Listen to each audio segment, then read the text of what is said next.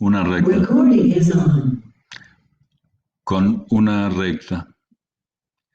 Eh, con dos puntos, si nosotros los unimos, la pregunta que hace Franco, ¿no es cierto? Si tiene que ser en realidad un plano o una recta. Nosotros dos puntos en cualquier espacio, en R1, en R2 o en R3 o en el R que nosotros querramos, lo podemos unir con una recta. Ahora, si tenemos tres puntos en el espacio, ya capaz que una recta no nos sirve. Entonces, los dos puntos, el 0, 0, 0, el 0, menos 1, menos 15, los podemos unir perfectamente con una recta, que entre otras cosas va a estar en el plano o va a pertenecer al plano rojo. Esa recta va a ser como una especie de recta que se desplaza por el centro geométrico de ese plano y avanza un poquito para abajo y hacia la derecha. Eh,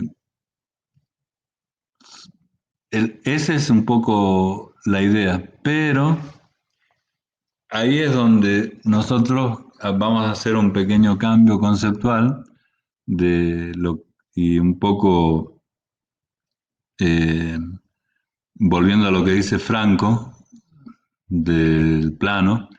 Cuando nosotros ya ponemos 3, 4, 5 o 15 puntos de esta función que nosotros tenemos analizando en este momento, que es esta específicamente, no nos va a quedar una recta, sino si tomamos puntos al azar, hacemos una tabla de valores para graficar, y bueno, nos van a dar puntos en distintos lugares del espacio. Y esos puntos en distintos lugares del espacio, van a conformar este plano que nosotros estamos viendo en el dibujo ya completamente constituido, por decirlo de alguna forma, como un plano en el espacio cuya gráfica es z menos 3x más 15y igual a 0. Esa es una función de dos variables y está representada gráficamente. Eh, Esta función es un plano, específicamente 3x menos 15y, porque las variables independientes, ambas, están elevadas a la potencia 1. Son de características lineales. Es como cuando ustedes tienen una recta z igual a 3x. Bueno, si fuera z igual a 3x cuadrado ya sería una parábola. Y acá, bueno, tienen 3x menos 15y, es un plano, pero si fuera 3x cuadrado menos 15y ya no sería un plano. Sería igual una superficie en el espacio, pero de características más curvas. Y con respecto a esta función, la última pregunta que les quisiera hacer. Supongamos que z representa el costo que le sale a un productor fabricar una unidad de su producto. Y X representa el costo de una de las materias primas e Y representa el porcentaje de descuento que le hace el proveedor por esa materia prima a medida que compra por más cantidad. Voy a repetir eh, la- la- el ejemplo. Z representa el costo de producción de un insumo. Por ejemplo, ya que estamos, barbijo. X es el costo del metro cuadrado de friselina y Y es el porcentaje que sobre ese costo me descuentan a partir de que la compra sea mayor. Por ejemplo, 0% hasta 100 metros de friselina, 1% hasta 500 metros, 2% hasta 10.000 metros y así sucesivamente. 3 unidades para el costo y 15 para el descuento. Esa es mi ecuación de costo que hicimos en el negocio hipotético y que con dos variables la estamos manejando, precio de la materia prima y descuento que me hace el proveedor. Si ustedes tienen que optimizar el costo del barbijo, les conviene fabricar millones de barbijos para hacer diferencia con el descuento o les conviene fabricar pocos barbijos porque en distintas oportunidades van haciendo de a 10, de a 20 para, digamos, no pagar más metros todos juntos y perder plata con la inflación. ¿Se entendió el problema o no? Porque puede ser que no se haya entendido porque ni yo muy bien lo entiendo, así que díganme si no lo entendieron la consigna. La última pregunta no la entendí. Bueno, la voy a repetir. Nos estamos refiriendo a la misma ecuación que está en el ejemplo, ¿no? Que estamos viendo en la pantalla. Pero que en este caso tiene una representación. X es el costo del metro de friselina y Y sería el porcentaje de descuento por metro de friselina que me hacen según la cantidad. Y I va aumentando a medida que compro más cantidad de friselina. Yo no tengo una fortuna ilimitada para ir a comprar toda la friselina, sino que lo que voy a comprar lo tengo que ir al banco, sacar la plata y bueno, y pagar interés. La pregunta es, a ver, hasta ahí se entendió el problema, hasta ahí, hasta esa parte. Bien. Entonces, yo tengo dos opciones. Sacar la plata del banco y pagar interés al banco, pero ahorrarme el descuento. El interés del banco no lo tenemos en cuenta en este momento, pero supongamos que es un valor constante. Eh, y la otra alternativa que tengo es que lo que tengo en el negocio, compro la friselina, me pierdo el descuento por cantidad de tela comprada, pero manejo la plata. Es un problema que es imaginario, ¿no es cierto? Hay muchos más detalles para tener en cuenta en el negocio, pero en términos generales están analizando dos variables, un descuento por cantidad y un costo por unidad. Eh, la pregunta del problema es, ¿qué hacen? ¿Fabrican con la plata que tienen en el negocio y después cuando terminan de fabricar esas y venden, vuelven a comprar un poquito más de friselina o sacan un crédito en el banco apostando a que el descuento los va a hacer ultramillonarios? Ahora se entendió la consigna o si no la repito o la mejoro.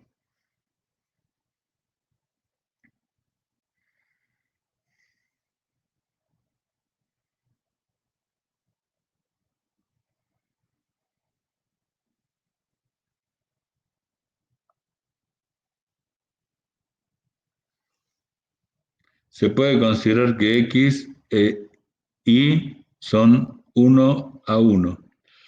Creo que sería mejor la primera opción, dice Mariano. En-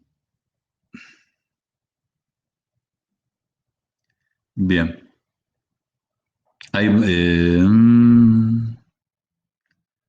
bien. A ver, hay una pregunta antes de ver las respuestas que dijeron ustedes que dice si se puede considerar que X e Y son 1 a 1.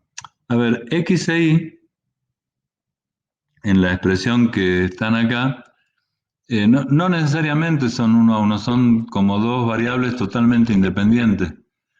Eh, el proveedor fija el precio de la friselina, digo, el metro lineal de friselina vale $800, punto. Y el Y, también el proveedor lo fija, pero independientemente del precio de la friselina, puede decir, mira, yo como me cuesta mucho el corte de cada metro, entonces si vos me haces cortar cada 100 metros, te voy a hacer un descuento del 1%. Si corto cada 200 metros, como me ahorro el empleado que corta 2 veces, te voy a hacer un descuento del 2%. O sea que en realidad no es 1 a 1, son dos variables independientes, Franco. Por eso justamente entra en un tipo de problema de una función de dos variables independientes. A diferencia de otros problemas en donde sí el tema es 1 a 1 y hay una sola variable independiente. Eso, Franco, por favor, confirmame si se entendió porque es una pregunta muy interesante. Sí, gracias. Lo que dicen los chicos que creen que es mejor la primera opción,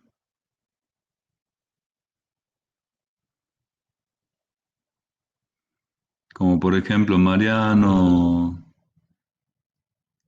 y Álvaro, se basan en algún criterio, claramente, porque no es que al azar van a arriesgar su fortuna y después tener que salir a tirar pelotitas de tenis a la esquina. Entonces, tienen que haber hecho un estudio muy concienzudo de por qué es mejor vender poquitos cada tanto, resignar el descuento, pero asegurar, digamos, un flujo de dinero independiente de los bancos y de todas esas cuestiones. Y es muy razonable, eso lo hacemos desde el sentido común. Yo no sé, no tengo, digamos, en claro el qué haría, pero entiendo que compartiría el criterio de Mariano y de Álvaro, y si fueran mis socios les diría, sí, sí, está perfecto, te doy los 5.000 pesos que tengo para que con los que ustedes tienen compremos y vamos fabricando. Después cuando terminemos de vender, ahora, el riesgo de eso es que por ahí cuando se termine la pandemia y no se vendan más barbijos, nos hayamos perdido de ganar cifras multimillonarias por no haber comprado tela para hacer 18 millones de barbijos, sacando un préstamo en el banco más, eh, digamos, agresivo que haya, porque después ya no se van a vender más los barbijos. A ver qué dice Julieta. Dice, lo conveniente creo que sería comprar la tela, aprovechar el descuento, pero vender los barbijos. Claro, esa sería otra alternativa, Julieta, en donde vos ahí tu criterio, o al menos lo que estás manifestando a través del chat, es que vender los barbijos, esa es tu consigna. Y para vender los barbijos los tenés que tener hechos. Y para tenerlos hechos, tenés que comprar más tela de la que tenés capacidad de comprar.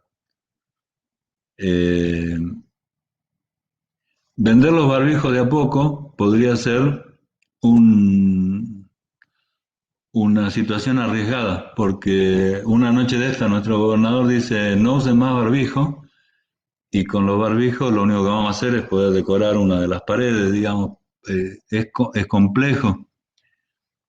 Si bien como vos decís, Julieta, el precio del barbijo a medida que pasa el tiempo subirá, acá nosotros en general tenemos culturas muy volubles.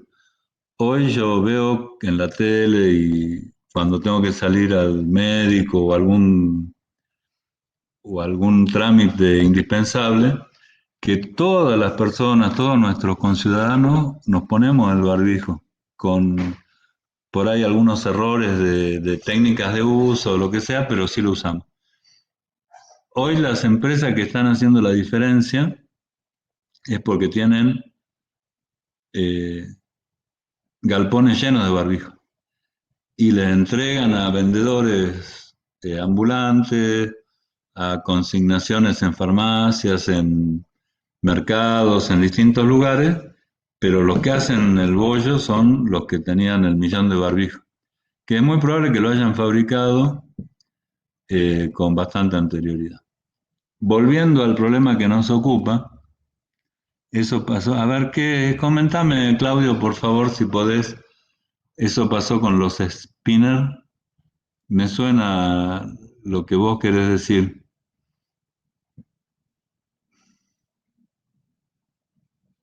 Claudio. Los spinners son los que empiezan un emprendimiento y, y bueno, a algunos les va bien y a otros les va mal, ¿no es cierto?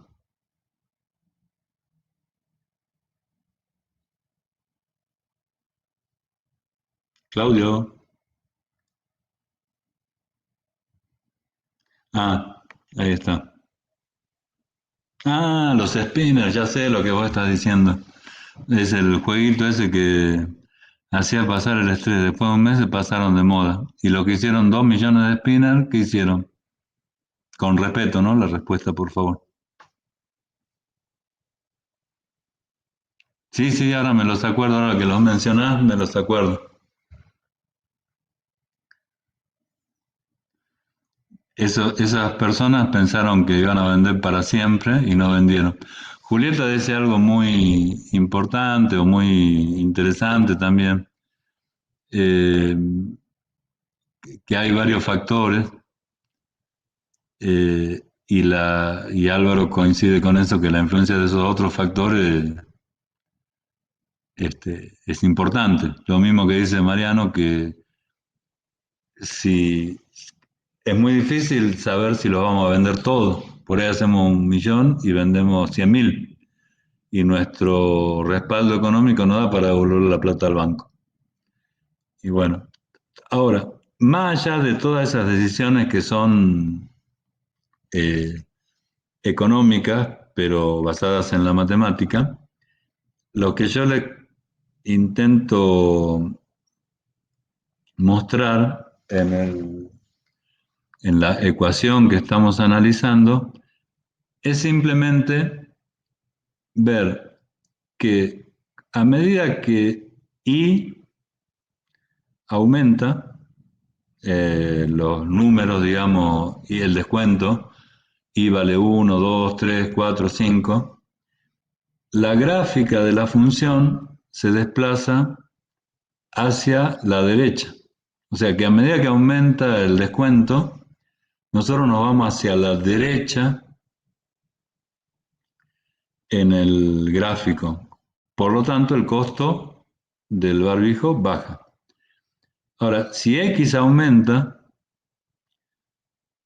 como X es eh, una variable que está afectada por el número 3, en este caso, parecería que un aumento de X es menos importante en el aumento de precio que una disminución de I. Dicho de otra forma, una unidad de variación de I va a generar más efecto en el costo de Z que una unidad de variación de X.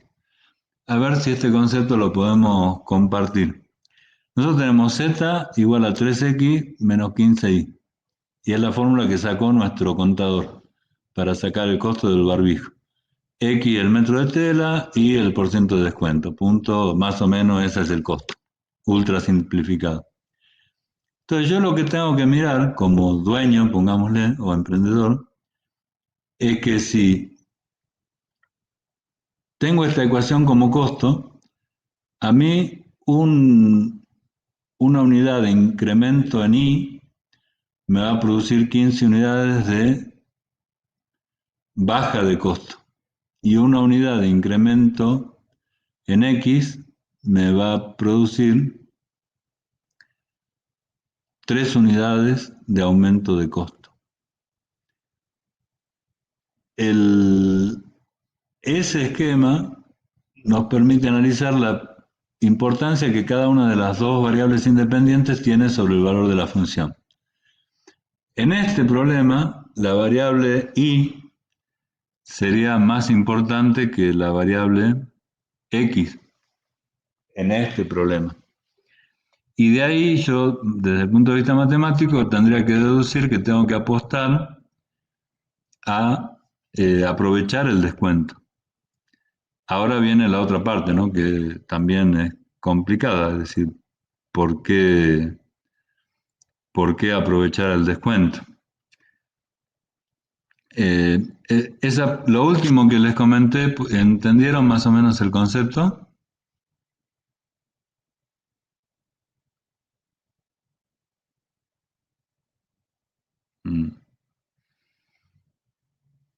Bien. La otra parte es que no todos los modelos que nosotros dibujamos como matemáticamente viables representan el fenómeno tal como se va a dar en la práctica.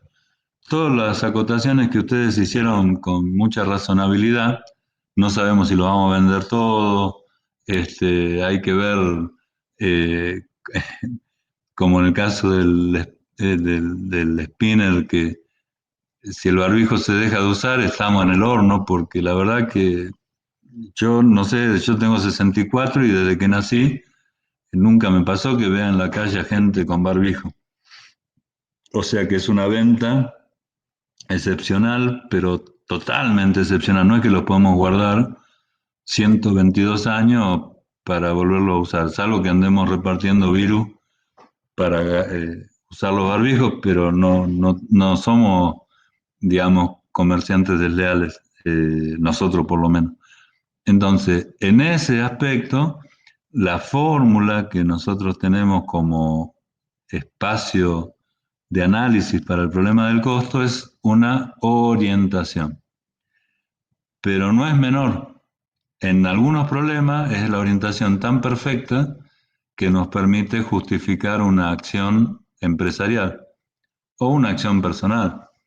Eh, no hay límites en el sentido de aplicación de una función.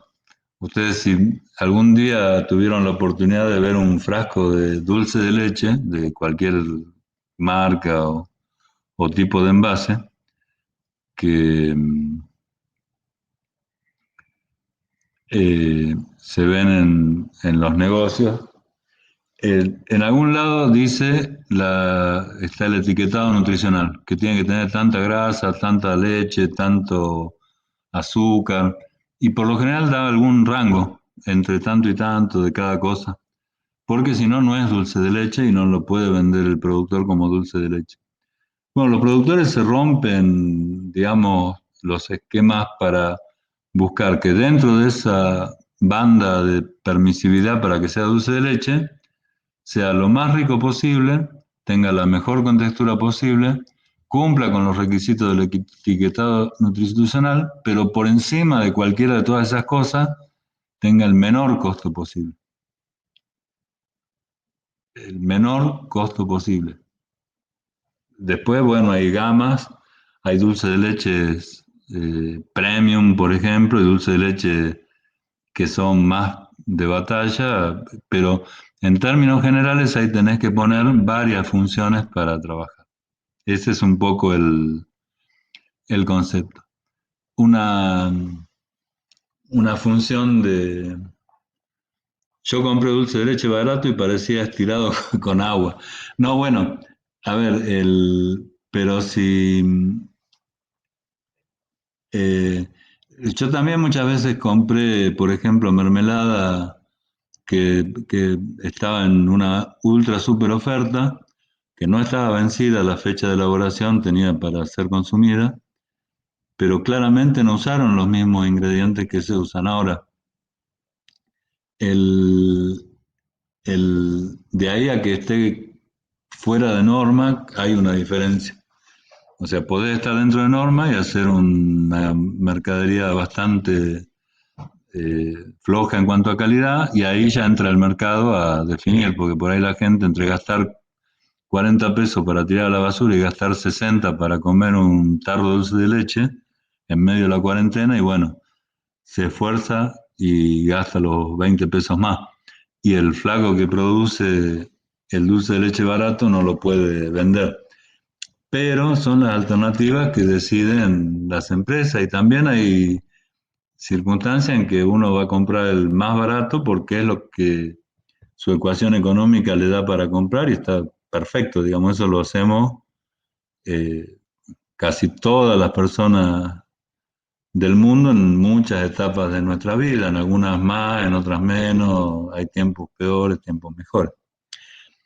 Así que yo les pongo como ejemplo el dinero para las ecuaciones de dos funciones, de dos variables.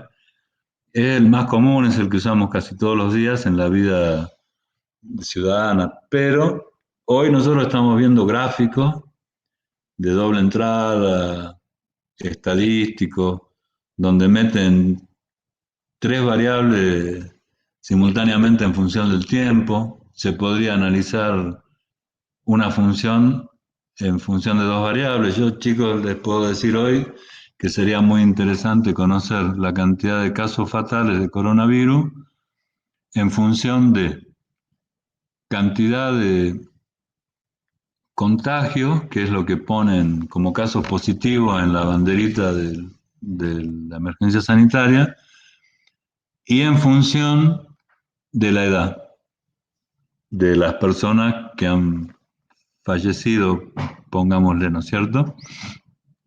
Entonces, o cualquier otro tipo de combinación, y eso que lo están haciendo los epidemiólogos, los infectólogos, los administradores de los gobiernos, que les toca una situación muy complicada para resolver, lo hacen.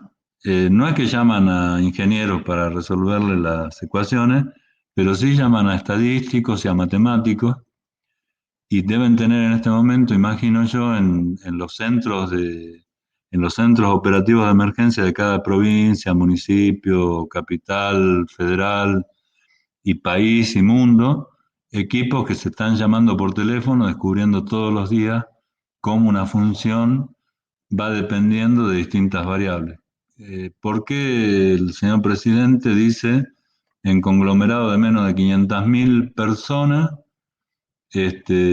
vamos a liberar algunas actividades vinculadas con la cuarentena? Y porque se mandó un gráfico que la distancia entre duplicación de contagio pasó, supongamos, de 3 días a 17, o que hace 21 días que no hay contagio. Son todas variables que terminan influyendo en una función.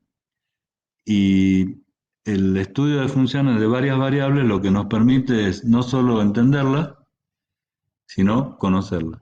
Y acá, no es, bueno, pregunto si más o menos quedó claro como planteo, digamos, conceptual el tema de la posible aplicación de una función de varias variables.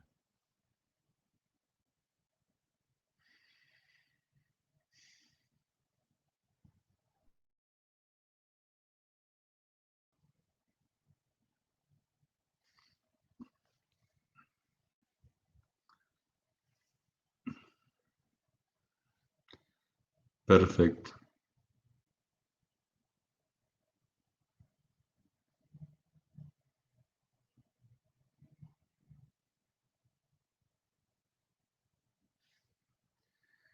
Ahora nosotros lo que deberíamos empezar a analizar es cómo estudiamos esas funciones, ya que más o menos entendemos qué representan, cómo las podemos mirar gráficamente y demás. eh, ¿Cómo las podemos estudiar? El dibujito que están viendo ahora es un poco también para retomar lo que vimos el otro día. De, gráficamente recién veíamos el plano en el espacio. A veces, bueno, en el espacio es difícil dibujar. Si ustedes se fijan, el dibujito que ahora está resaltado, que podría ser Jujuy, supongamos, y el río Grande, no sé, los Perales a la izquierda y el centro a la derecha. Para dibujar el gráfico que está abajo, como un pedazo de la Tierra, hay que, digamos, tener una buena calidad de digitalización y algún software especial. Pero si nosotros conocemos la función que nos da la altura sobre el nivel del mar para cada punto XY del territorio, eh, lo dibujamos, pero después todas las líneas que son de igual altura las podemos dibujar en un plano. Entonces, para dar un ejemplo, por ejemplo, este caminito blanco que se ve acá en el ángulo inferior derecho, queda representado en el plano por el mismo caminito blanco, nada más que ese color de camino en el plano representa X metros sobre el nivel del mar, o Z metros, mejor dicho, sobre el nivel del mar. Cuando nosotros tenemos este punto, que está acá arriba en la puntita del cerro, tenemos que tener en cuenta que en la parte de arriba, el color de la línea más chiquitita que hace o que forma el circulito más chiquito, tiene que corresponder a la distancia más alta, supongamos 500 metros. Entonces uno lee las curvas de nivel y se imagina la gráfica tridimensional, que bueno, es una manera de acercarnos al tema de funciones de más de dos variables. Ahora, nosotros vamos a saltear estas dos demostraciones de límite de continuidad porque eso el día martes en la clase tenemos que hacer una pequeña demostración, pero es conveniente que primero tratemos de interpretar visualmente de qué vamos a hablar cuando hablamos de variación de una función. Y enseguida volvemos a la parte de límite. Ustedes ahora están viendo una imagen en la pantalla que ya sería una imagen resuelta también con un graficador en más de dos dimensiones, en tres dimensiones en este caso, eh, que nos permite de alguna manera mostrar una superficie, que sería una función de dos variables, y algunos análisis sobre esa superficie. Primero hay que tratar de hacer todo el esfuerzo mental de interpretar ese dibujo que está en el plano como si estuviera en el espacio. Eso a todos nos cuesta bastante, pero la, la capacidad de nuestra mente, de nuestro cerebro, está acostumbrada de alguna forma porque nosotros vemos tele todos los días y la verdad que, por ejemplo, en un partido de fútbol, eh, nosotros si la pelota entra en el arco, nos damos cuenta, no pensamos que salió por el costado o se nos cayó en la mesa donde estamos viendo la tele. La pelota dentro de la profundidad de la tele siempre está en el mismo lugar, en la pantalla. Sin embargo, cuando entra en el arco, además de porque toda la tribuna empieza a gritar, nos damos cuenta porque la vemos como que pasa por entre medio de los dos postes. Eso es falso desde el punto de vista riguroso, porque es mentira que nosotros vemos esa tridimensionalidad de la pantalla es completamente plana. Entonces la pelota y el primer poste y el segundo poste están en el mismo lugar del espacio, ni atrás, ni adelante, ni en el medio. ¿Qué tienen para decir de eso en el chat, chicos? ¿Cómo ustedes hacen su análisis de cómo está funcionando su cerebro cuando ven imágenes tridimensionales?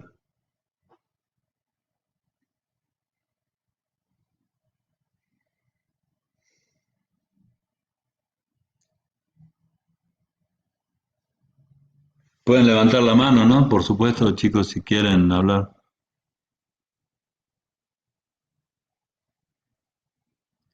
Sí, adelante, habilitar tu micrófono y habla.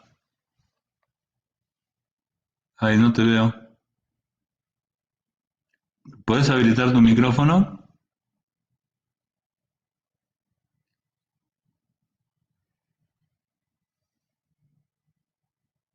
Ah, está bien, no tenés micrófono, eso es otro tema. Bueno, nosotros nos imaginamos que tus palabras escritas producen ondas sonoras y las escuchamos. Ustedes somos muy hábiles en ese aspecto, los seres humanos, por suerte. Dice Franco que la profundidad es un tipo de modificación que nosotros hacemos a través del cerebro hacia la vista y ya estamos reacostumbrados. O sea, lo manejamos desde que nacemos las personas que tenemos la suerte de tener una visión razonablemente normal. Algunos dicen que algunos animales tienen visión plana, por ejemplo. No lo desconozco yo en profundidad. Pero es cierto, va a la cancha de verdad y se sienta en una tribuna y ahí sí está viendo las cosas más cerca, más lejos y demás. Lo que ve en la pantalla de la tele, que es plana, es como un dibujito o una filmación en el plano. Y nosotros nos imaginamos, sin que nadie nos diga nada, lo que está sucediendo. Que la pelota que está por ejemplo, ponen la pelota en el centro del campo. Yo me refiero al fútbol y con todo respeto para las personas que no les gusta el fútbol, pero es un deporte que se ve, aunque sea a disgusto, hay que verlo, digamos. Cuando empieza un partido de fútbol, la pelota eh, la ponen en el centro del campo. Si uno mira la pantalla de la televisión y fuera realmente como es la pantalla, la pelota se tendría que caer hasta la mesa de la televisión, ¿o no?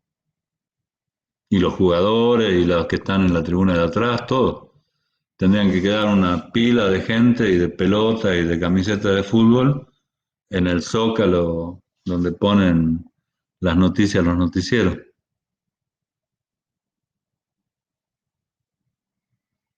Eso no pasa porque en realidad lo que estamos viendo es una imagen plana de una figura en 3D. Entonces, lo que nosotros ahora estamos viendo en la imagen del gráfico, que sería el gráfico que nosotros hacemos cuando dibujamos una función, tiene como varias partes. La zona que está como cuadriculada, imagínense que es una superficie en el espacio y que tiene una determinada forma curva. Una superficie que podría ser, así como está planteada, que tiene una forma más o menos curva, una superficie que podría ser, ¿qué cosa?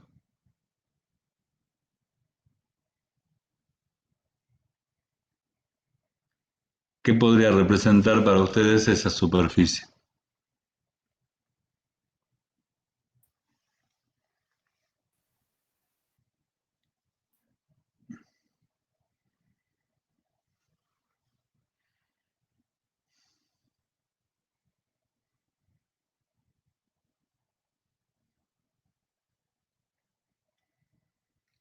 Mariano, un fragmento de una esfera.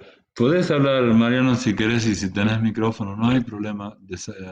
Activás tu micrófono y te escuchamos. Una colina, dice Franco.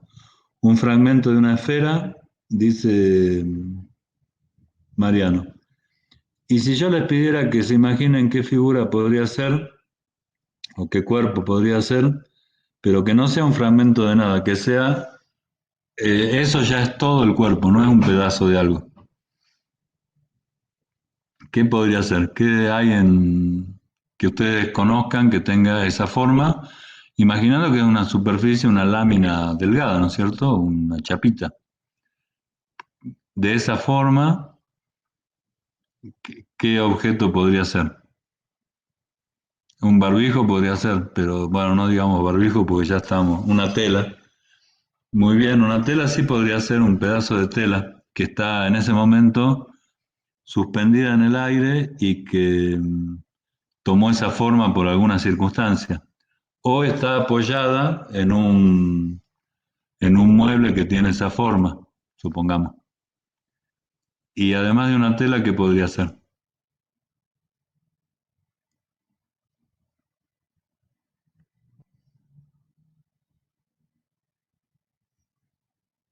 Una red. Bueno, para imaginarnos una red está muy bueno porque ayuda inclusive el cuadriculado que tiene la forma de sombrear la figura. Podría ser una rodillera o una tobillera, que a veces tienen esa forma. Podría ser un digamos, un tipo filtro de algún equipo químico que se adapte a una parte, a un dispositivo que tenga esa forma y el filtro hay que introducírselo, un filtro de un equipo eléctrico también podría ser, pero cualquier cosa que sea una lámina delgada con esa forma más o menos en el espacio. Y esa sería la representación de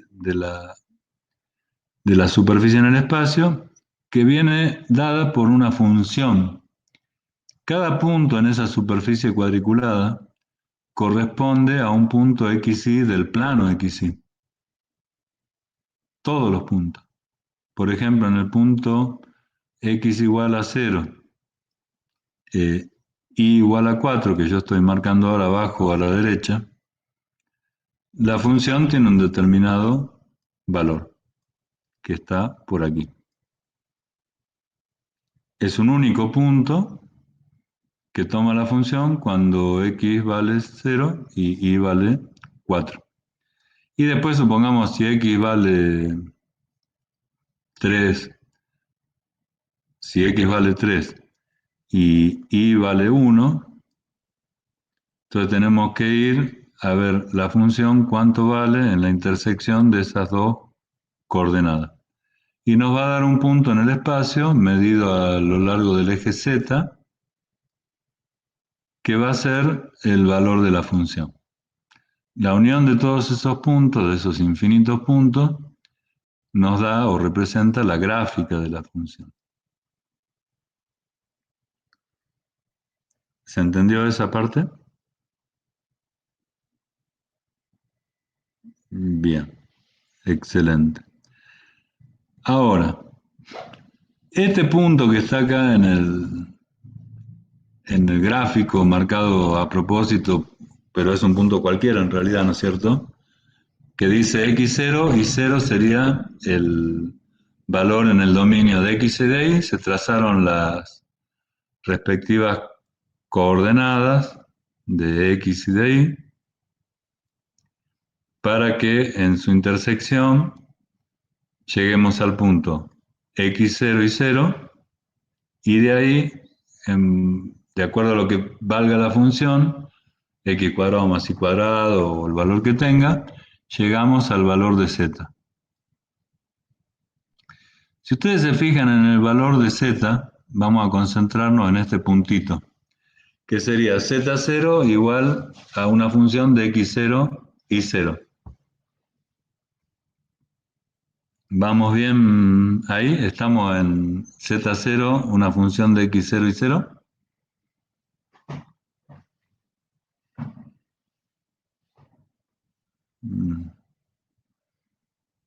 Perfecto.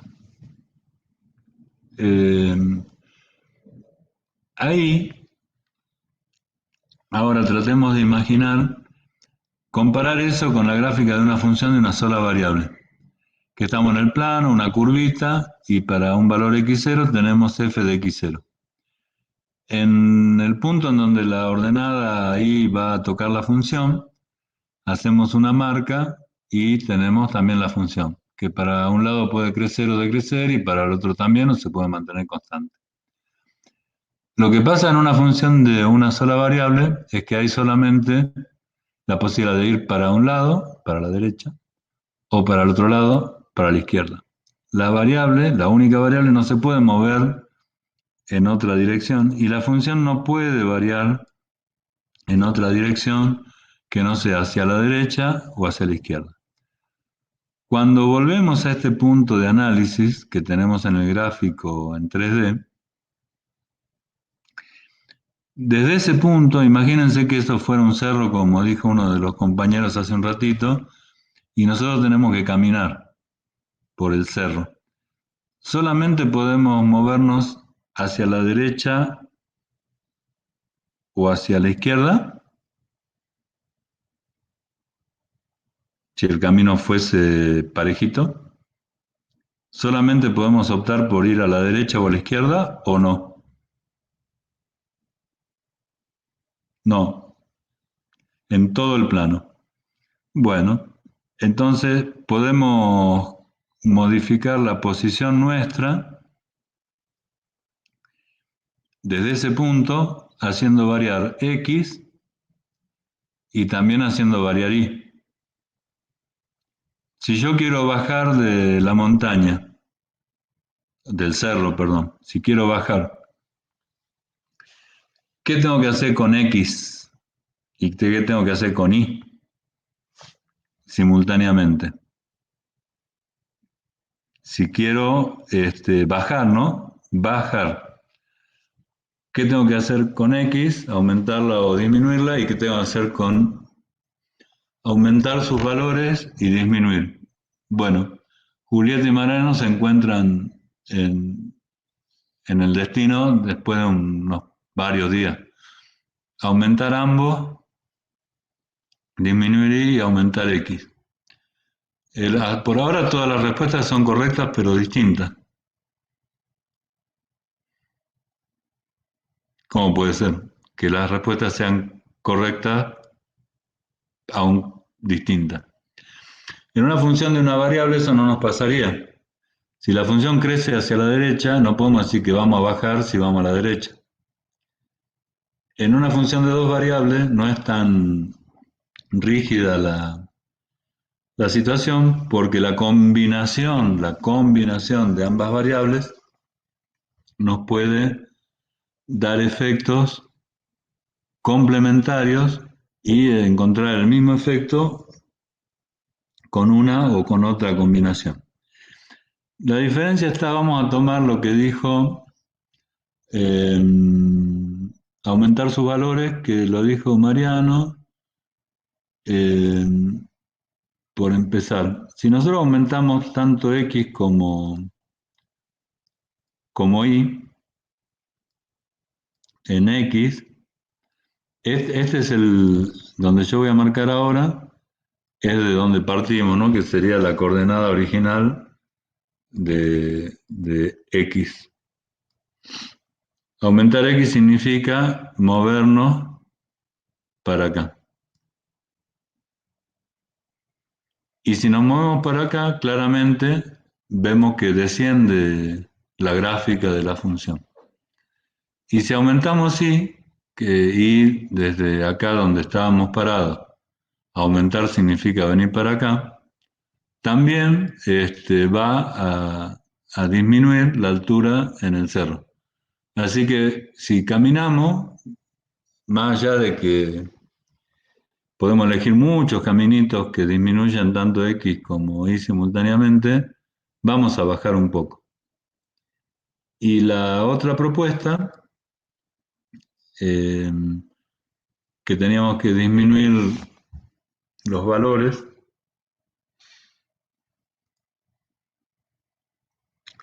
si nosotros disminuimos el valor de Y desde el punto que estamos, por ejemplo, desde acá, nos venimos para acá, en Y, tenemos que ver que por ahí estamos aumentando la altura con relación al punto original. Pero si además de disminuir Y, también disminuimos X, nos venimos hacia la derecha, resulta que podemos estar en una trayectoria que venga para acá, por ejemplo, en donde aumenta un poquito Y, pero disminuye un poquito X. Y estamos bajando del cerro. La velocidad no va a ser la misma con la que bajamos en un caso o en el otro. Parecería que vamos a caminar menos pasos hasta llegar a la base del plano XY y vamos apuntando directo, digamos, por la diagonal que se nos presenta a la salida, digamos, del punto en el cual estamos parados. Pero, eh, como la pregunta era, ¿para dónde irían si quieren bajar del cerro? Las dos respuestas son válidas. Lo que no es lo mismo es con qué velocidad vamos a bajar. Y ahí es donde empezamos a justificar el estudio de funciones de varias variables. Vamos a bajar más rápido siguiendo el camino que nos indique la mayor derivada de esa función respecto a las dos variables independientes. O sea, si la derivada de la función respecto de x es negativa y en valor absoluto más grande que la derivada de f respecto de y, que también es negativa y en valor absoluto más chica que la de x, seguramente la función va a variar más negativamente si nos movemos más para el lado de la dirección de x. O lo propio sería si el caso de las derivadas fueran al revés, o sea que la más grande fuera la derivada respecto de y. Ese estudio, que es el que vamos a hacer en la clase del martes, nos va a llevar a el primer paso comparado con el estudio de derivadas que ustedes hicieron de funciones de una variable, que es muy interesante. ¿Qué tenemos que repasar? Nunca viene mal, digamos, el concepto de límite y continuidad. O sea, por ahí ustedes ya lo saben en algunos casos del secundario, en las técnicas y también de análisis 1. El límite es un valor que toma la función a medida que la variable se acerca indefinidamente a un determinado punto del dominio. Puede existir o no, pero los efectos matemáticos para las funciones continuas que nosotros manejamos, siempre hay límite. O sea, no se angustien por algunos ejercicios de cálculo de límite que les pedimos que hagan simplemente para practicar, pero en los problemas reales de la industria, las funciones son continuas. No es que vamos a diseñar una caldera y en un punto hay una discontinuidad y vuela toda la fábrica, porque hay manuales, hay elementos digamos, de contorno que nos permiten estar a salvo de esas cuestiones tan terribles. Eh, Entiendo, Julieta, el comentario está perfecto. Entonces, el concepto de límite ahora, en el caso de dos variables, es distinto al de una variable porque en el límite de una variable pasa lo mismo que recién. Solo nos podemos mover a la derecha o a la izquierda en una variable. Acá el límite lo podemos ver para cualquiera de los lados alrededor de un punto del dominio. O sea, estamos en un punto del plano, x, y, y de ahí podemos salir caminando para el eje y, para el eje x, o para cualquier dirección intermedia entre ambos. Y ese es el concepto que hay que de alguna manera tratar de interpretar. La definición simplemente amplía la definición del límite de una función de una variable. No es que la complejiza, sino la amplía. Y luego del límite, el concepto que tienen que repasar de una función de una variable es el concepto de derivada, que es muy importante para nosotros en ingeniería. Hablar de derivada es hablar de variación de una función respecto de la variable independiente. Si depende de una sola variable, y de las variables independientes si depende de varias. Entonces, la definición de una derivada de una función de una variable, ustedes la conocen, la saben calcular por definición, o después por tabla de derivada, o memorizaron ya a esta altura la mayor parte de las derivadas de las funciones. Saben cuánto vale la derivada de la función x cuadrado, en fin, todo eso es conocido. Cuando pasemos a derivadas de funciones de dos variables, las mismas reglas y técnicas de derivación se van a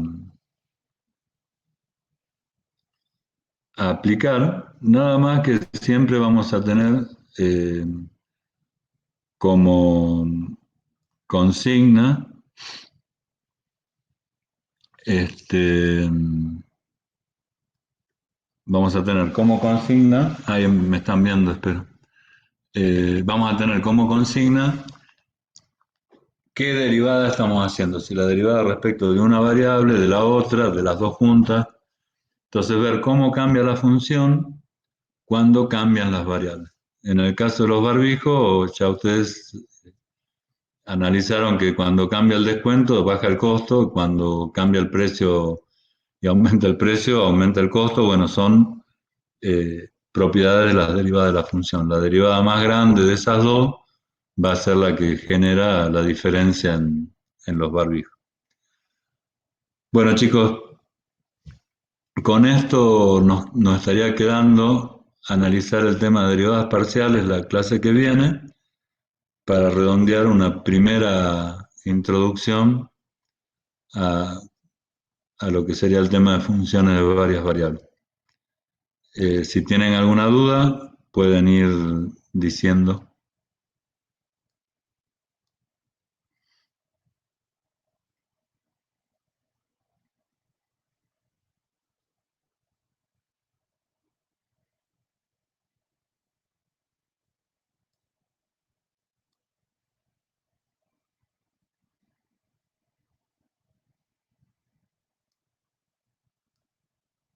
Pero no ¿alguna duda, chicos? Que estamos abriendo el aula de la práctica para que no se aburran esta mañana. Bueno, espero que pasen un lindo día mañana. El examen de teoría, les anticipo lo que va a pasar esta tarde cuando los coloque.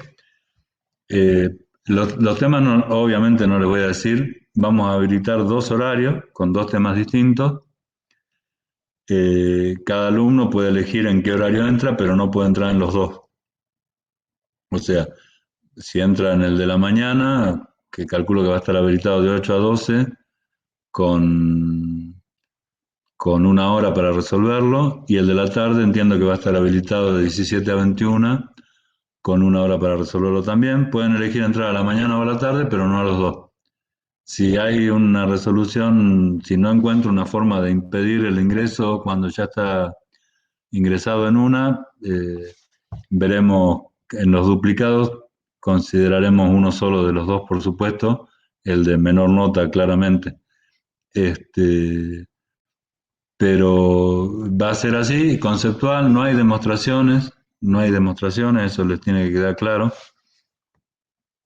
Este, es un problema de tipo marco conceptual, como está establecido en la guía, y las preguntas pueden ser del tipo de las autoevaluaciones de teoría. Eh, Va a ser no tipo cuestionario, no va a haber más que una pregunta, pero que les va a demorar más o menos una hora contestarla, en términos generales, no sé, por supuesto, cada uno va a extenderse lo que quiera. Pueden usar el material bibliográfico que tengan a mano. Se va a controlar digamos, la, la, la similitud de párrafos de más de 15 palabras continuadas, como se hace en las tesis. O sea, si hay dos frases de 15 o más palabras iguales en dos prácticos, se anulan los dos y van a recuperar. Traten de no copiar en ese aspecto. Y si se copian, bueno, cámbianle la redacción, porque el programa, no, Julieta, no es multiple choice. Va a ser una pregunta y la van a tener que contestar, inspiradamente. Y les decía lo de las copias.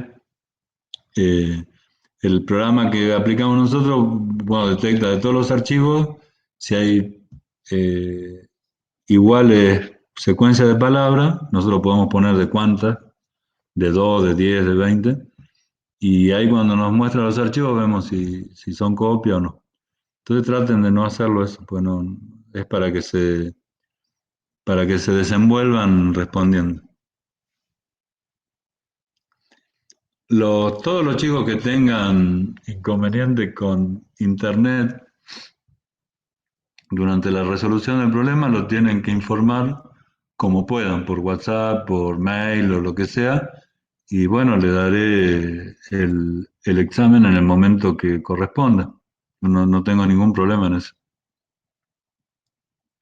Desaprobar el parcial de mañana no deja a nadie afuera de nada. Ustedes tienen en el cronograma original la secuencia recuperatoria. Nosotros para cada parcial tenemos un recuperatorio y un flotante. O sea que si aprueban con más de 8 u 8, están en carrera de promoción. Si aprueban con menos de 8, lo pueden recuperar. Tienen dos oportunidades. Una va a ser a fin del cuatrimestre y la otra seguramente este, después de que ya termine toda la cursada.